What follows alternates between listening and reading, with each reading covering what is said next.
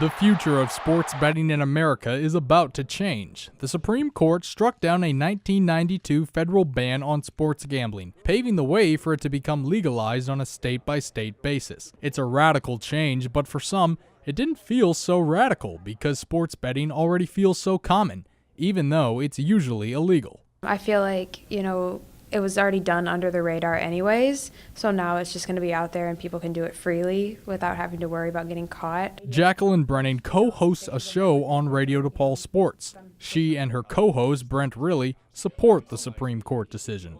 Odds are it's still happening, and I think legalizing it and making it something that's okay to do, I think it's going to bring attention to the sport. I think maybe that people that weren't interested in sports in general, they now have a reason to be. So I think overall it's good. Now, if or when sports betting becomes legal, it can be done from pretty much anywhere, a phone, a computer, with just the touch of a button. Now, with how easy to access it may become, some worry about the potential negative consequences. Dr. Leonard A. Jason is a professor of psychology at DePaul who specializes in addiction. He cautions that a gambling addiction is serious. The same brain circuitry that deals with heroin or other types of drugs is also implicated in things like gambling. According to the National Council on Problem Gambling, 15% of Americans gamble at least once per week, and approximately 2 to 3% are considered problem gamblers.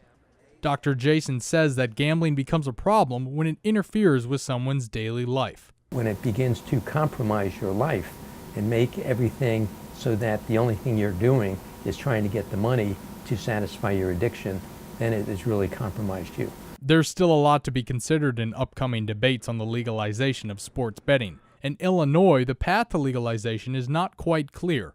While the Supreme Court decision has made it easier for different proposals to be heard, it's unlikely any new legislation will get passed by the end of the month when the General Assembly is set to adjourn. Odds are there may still be ways to go before residents can start throwing legal bets down on the Cubs, Bears, or any other pro team in Chicago. Evan Rogerson, Good Day DePaul.